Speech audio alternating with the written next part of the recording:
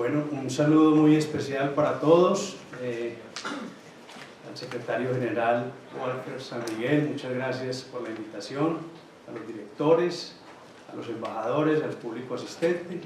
La verdad es que nos complace mucho estar aquí compartiendo con ustedes esta experiencia de los metrocables en la ciudad de Medellín. Juan, muchas gracias por tu presentación, ha sido una muy buena exposición. Yo creo que lograste resumir con una muy buena síntesis lo que son los cables urbanos ahora en nuestras ciudades. El título de esta presentación es Los cables aéreos urbanos, una buena opción de transporte sostenible. Y voy a presentar la empresa, quiénes somos, cómo ha sido la implantación de los cables urbanos en la ciudad de Medellín, cuál es el valor agregado que han traído para la ciudad y para el país, algunos resultados, y ya en la parte de proyecciones voy a hablar del Metrocable en Picacho, que es el último cable que se está construyendo, se empezó a construir ahora el 6 de marzo, y unas conclusiones. Primero, para los que no conocen la ciudad de Medellín, la ciudad está ubicada en el departamento de Antioquia. Es una ciudad de 2,5 millones de habitantes y hace parte de un área metropolitana conformada por 10 municipios donde conviven 3,7 millones de personas.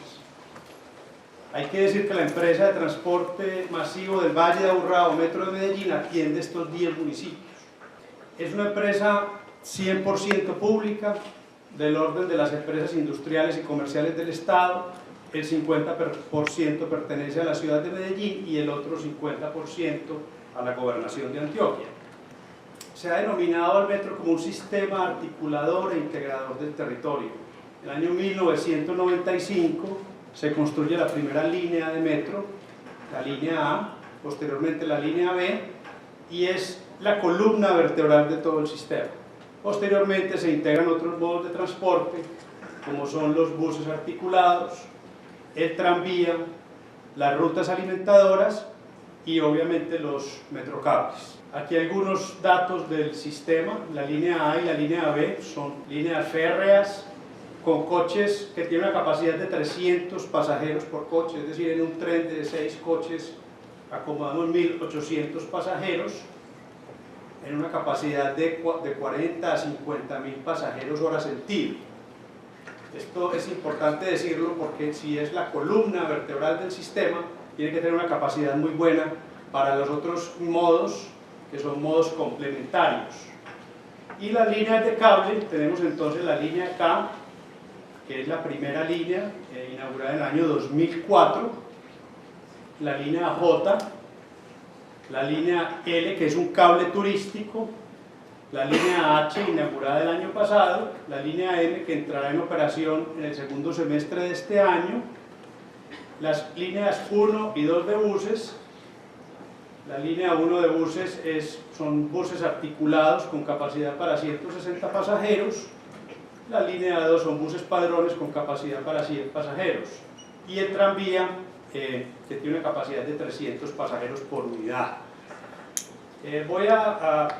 Aquí hago un rápido paneo por el sistema, pero voy a hablar con un poco más de detalle de cada una de esas líneas, especialmente de las de los metrocables. Aquí tenemos cómo ha sido la evolución en la demanda, millones de pasajeros transportados desde el año 1995 hasta la fecha. En el año 2017 transportamos 287 millones de pasajeros. Y digamos que a partir del año 95, la primera línea que se construye para crecer el sistema es la línea de Metrocable que mencionaba Juan, la línea K en la zona nororiental de Medellín.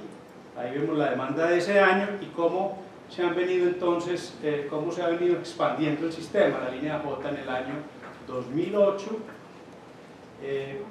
posteriormente la línea L, que es un cable turístico, en el año 2010, la línea 1, la línea 2 de buses, la extensión al sur, que son 2 kilómetros de línea férrea que se construyen para extender el sistema hacia el sur del Valle de Aburrá,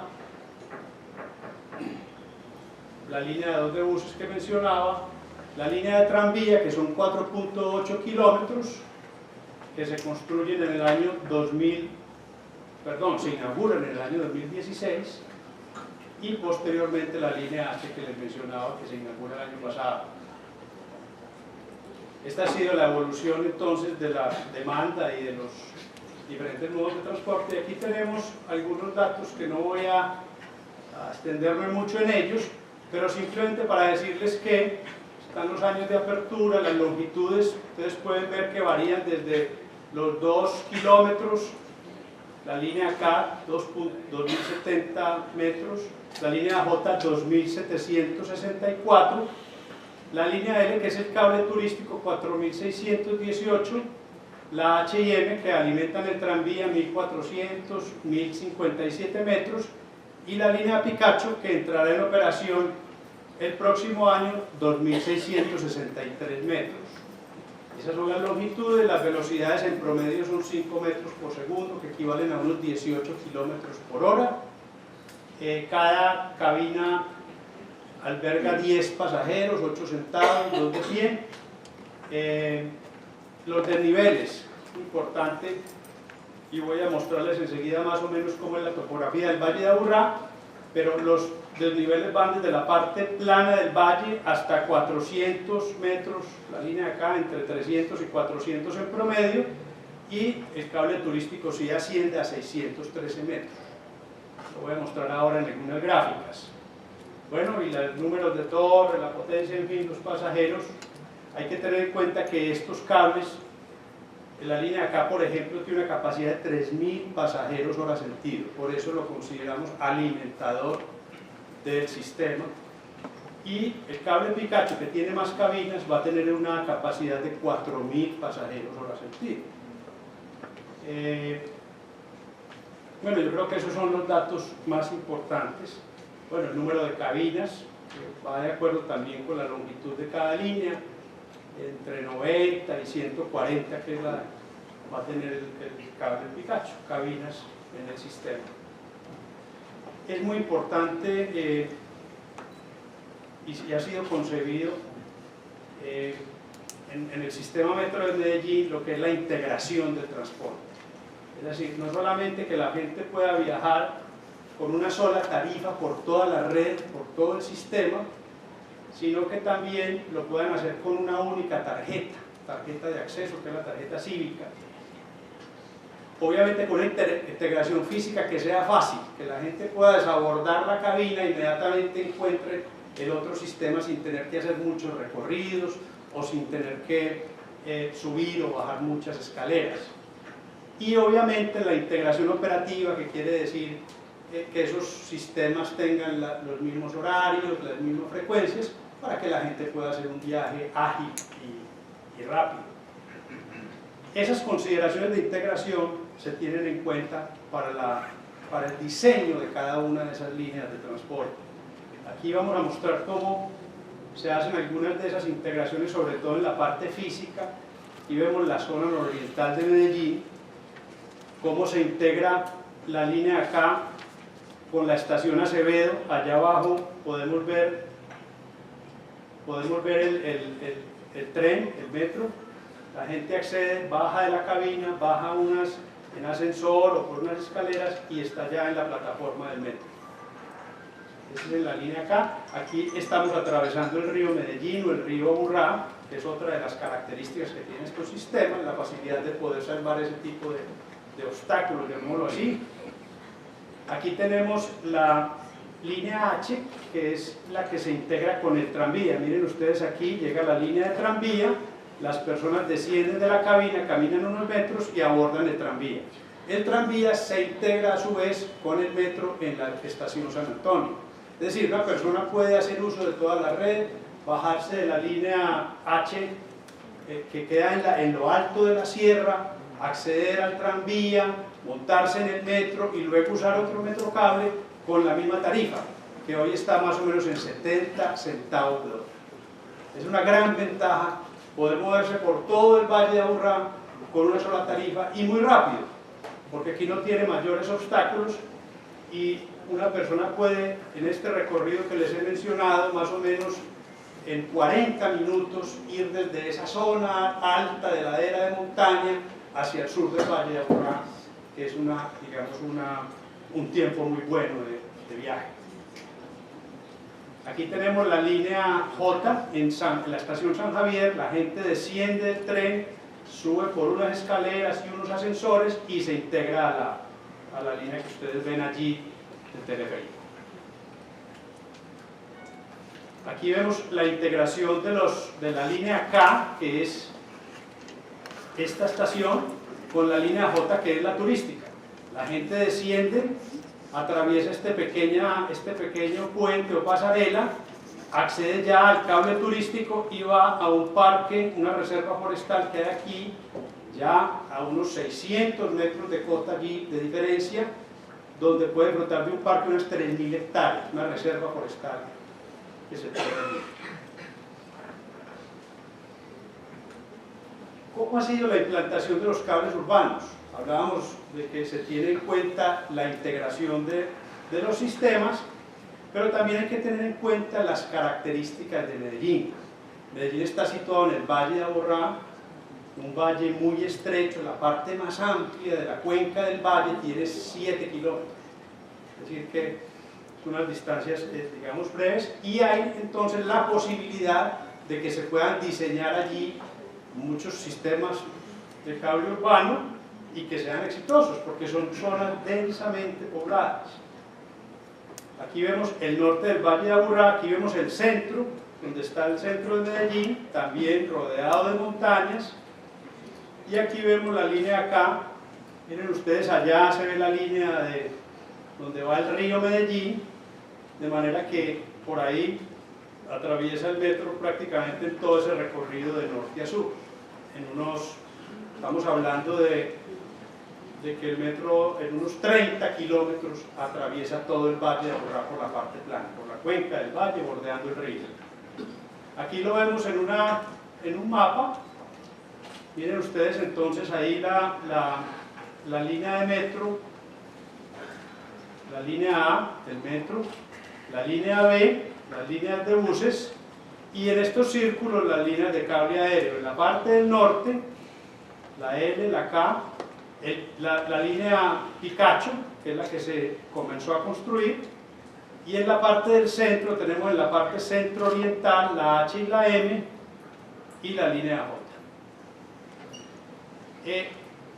Es importante mirar en estas gráficas. Aquí tenemos el río Medellín, aquí tenemos el norte del Valle de Aburrá, que es la parte más densamente poblada. Algo que mencionaba Juan es que cómo los cables se van adaptando a estas zonas densamente pobladas con unas, digamos, densidades por hectárea muy amplias. Aquí, digamos, donde están el rojo profundo, son zonas que tienen más de 420 habitantes por hectárea. Miren entonces ustedes, los cables se ubican en esas zonas donde la gente más lo necesita y donde menos facilidades de acceso tiene de otro tipo de transportes. Porque aquí son topografías muy difíciles, donde es bastante complicado construir una carretera, por ejemplo. Entonces, ahí los cables logran ser muy eficientes en este tipo de territorios. Aquí lo vemos entonces ya por nivel socioeconómico. Si vemos el más oscuro es el nivel socioeconómico más bajito, que es el 1, y el mayor, más alto, que es el 6. Miren ustedes, en el norte del Valle de Aburrá, más o menos la población pertenece a nivel socioeconómico 1, 2 y 3. En el sur del Valle de Aburrá, lo más claro, y aquí en la parte del occidente, viven los estratos o niveles socioeconómicos 4, 5 y 6. Aquí es donde mayor uso, vamos a ver en esta próxima gráfica, donde mayor uso del vehículo particular. Aquí en estas sombras más claras, en las partes de mayor estrato de la población, es donde obviamente hay mayor uso de los vehículos particulares, Y aquí en la parte más oscura es donde más se utiliza el transporte público.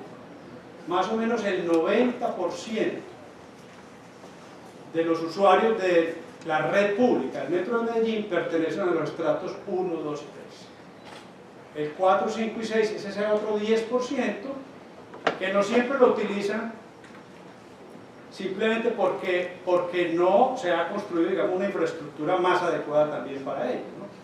Digamos que aquí los cables han sido una magnífica solución y estas personas se tienen que integrar al metro ya a través de sus rutas alimentadoras o de sus vehículos privados. ¿Cuál ha sido el valor agregado de los cables urbanos? Porque han sido importantes para la ciudad, porque han sido importantes para el país. Este nos parece un indicador muy diciente y muy importante, y es que la tasa de homicidios, ya hemos dicho que Medellín tuvo bastantes problemas de violencia, de orden público, en la época del narcotráfico fue la meca pues allá de Pablo Escobar, en la época del terrorismo, fueron momentos muy difíciles, y hacia el año 2003 la tasa de homicidios era de 188 homicidios por 100.000 habitantes. Para el año 2008 esa tasa baja a 30 homicidios por 100.000 habitantes. Esta es una disminución como del 66% en la tasa de homicidios en esa zona nororiental de Medellín. Este estudio lo hizo la Universidad de Antioquia, la Universidad de los Estados Unidos, o sea que es un estudio bastante serio, incluso lo reseñó el Banco Interamericano de Desarrollo en una de sus publicaciones. Digamos que ese volver a la seguridad, volver a esos territorios seguros, sostenibles, ha sido parte pues, de los resultados exitosos de estos sistemas de transporte. Lo otro es que han obedecido a las necesidades reales de la población. En este caso de la línea J, que lo vamos a ver aquí, se construye primero la línea de transporte cuando no existían estas viviendas. Aquí había, en una zona de expansión del Valle de Aburrá hacia el occidente, había el proyecto de construir 18.000 viviendas. Se construye primero la línea, integrada obviamente al metro, y posteriormente se comienzan a construir estas viviendas, que muchas de ellas son viviendas de interés social.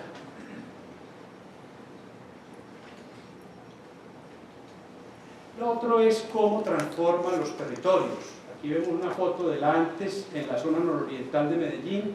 Miren aquí, por ejemplo, esta referencia que es un colegio, y cómo cuando llega ya el sistema hay una completa transformación de ese territorio. Aquí hay una cancha de fútbol sintética, cómo se mejoran pues, las instalaciones de los colegios, de las escuelas. Aquí tenemos la línea de cable, la Biblioteca España, una serie de servicios complementarios y equipamientos para la comunidad, que lo vamos a ver un poco con más detalle en la foto que sigue. Aquí están después de estas zonas, cómo se iluminan, cómo llega digamos, la arborización, cómo se va creando también espacio público, porque son zonas que adolecen de la falta de espacio público. Aquí, por ejemplo, en la estación Santo Domingo, se adquieren unos predios, se construye entonces aquí el Parque de la Candelaria, que le da vida a la zona. O sea, también cómo lograr crear estos lugares de encuentro para la comunidad en zonas que no han tenido o no han disfrutado de esos beneficios. Aquí lo mismo en la Parque de la Candelaria, en la estación de la línea L, cómo se crean esas plazoletas y cómo eso sirve entonces para fortalecer el tejido social. El municipio de Medellín creó un concepto muy interesante que ellos han denominado el proyecto urbano integral, y es como a partir de estos sistemas de transporte crear una serie de equipamientos y de mejoras en la zona.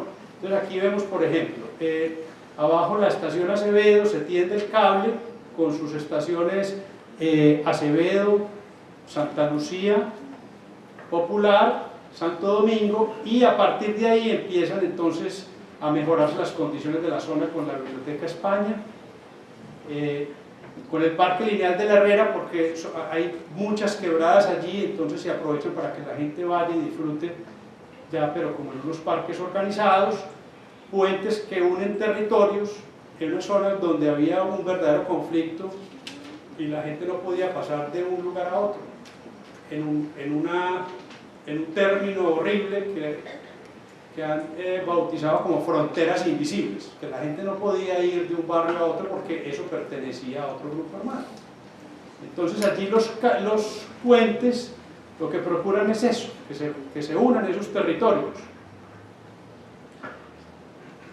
Se construye vivienda en altura porque la gente vive en zonas de alto riesgo, entonces se construyen estos edificios. Un paseo urbano donde hay más de 200 locales comerciales a partir del proyecto, que también trae un desarrollo económico a la zona. Otros puentes que hay allí y centros habitacionales, la estación de policía, no existía allí una estación de policía, entonces regresa el Estado a la zona, y un centro de desarrollo empresarial. Vemos que este proyecto urbano integral, que fue tan exitoso en la zona nororiental, se replica en los otros proyectos. En un poco menor escala, porque este fue el gran piloto, pero se ha venido desarrollando en otras zonas de la ciudad. Miren entonces en la gráfica cómo se construyen las estaciones también en zonas donde la gente puede acceder fácilmente al sistema, a la estación, zonas bastante deprimidas. Y aquí no me voy a alargar mucho, pero es simplemente para decirles que la operación y el mantenimiento de estos sistemas es muy exigente. Aquí las demandas, vemos que la línea de acá transporta cerca de 14 millones de pasajeros al año. Es decir, este cable está transportando cerca de 40.000 usuarios día. Una demanda bastante buena, lo mismo que la línea J, que está un poco menor, pero ha transportado en promedio en el último año 10 millones de pasajeros. Las otras líneas sí son líneas, obviamente la de turismo unos 5.000 en promedio al día, y la H que apenas está pues comenzando. Pero entre todas esas líneas se han transportado cerca de 270 millones ya, digamos, a la fecha de hoy, en lo que va a transcurrir desde la primera sistema de cables. Son entonces cifras muy importantes en unas horas de operación que para estos sistemas no existían. Es decir, estos sistemas están operando 19 horas y media al día. Sabemos que son los sistemas que más se utilizan en el mundo, este tipo de tecnología, porque sabemos que en los parques y para ir a la nieve, pues realmente la exigencia es otra. Pero estos sistemas tienen que trabajar prácticamente esas 19 y media horas durante los 365 días del año y paran solamente 8 días para hacer un mantenimiento manual. Entonces aquí la parte de mantenimiento tiene que ser muy preventiva, muy predictiva, muy bien ajustada, muy bien afinada, para que esos sistemas sean eficientes y no vayan a tener inconvenientes en la operación. La disponibilidad operativa es prácticamente del 99%, es decir, está en operación permanentemente. La curva de aprendizaje ha sido muy interesante y ya, digamos, las averías técnicas o las condiciones operativas son muy bajitas, es decir, cuando hay algún problema que se para el cable, sobre todo por condiciones climáticas. Es decir, en el Valle de Aburrá hay muchas tormentas, entonces por descargas atmosféricas se tiene que parar el cable mientras pasa la tormenta. Bueno, y algo más de mantenimiento, y este es el cable Picacho, que es el cable que se construye actualmente, que va a tener una demanda de 36.800 usuarios en el día, son 2.6 kilómetros de longitud, se inició la construcción el 6 de marzo y se integrará al sistema en la estación Acevedo. Es una inversión de más o menos 100 millones de dólares, ese cable. Aquí pues lo vemos en la gráfica, allá en el Círculo, cómo se integra la estación Acevedo, y va a atender entonces 37 barrios en 12 sectores, en una población de 420.000 habitantes, que es como el área de influencia, y un área de influencia directa de 160.000 personas. Muy rápido, algunas conclusiones. Los cables han sido una solución de movilidad sostenible en ciudades densamente pobladas, ya lo decía Juan. Constituye una oportunidad para transformar los territorios, como ha sido la experiencia de Medellín. Obviamente que mejoran la calidad de vida de las personas. ¿Y cómo lo hacen? Con ahorro de tiempo.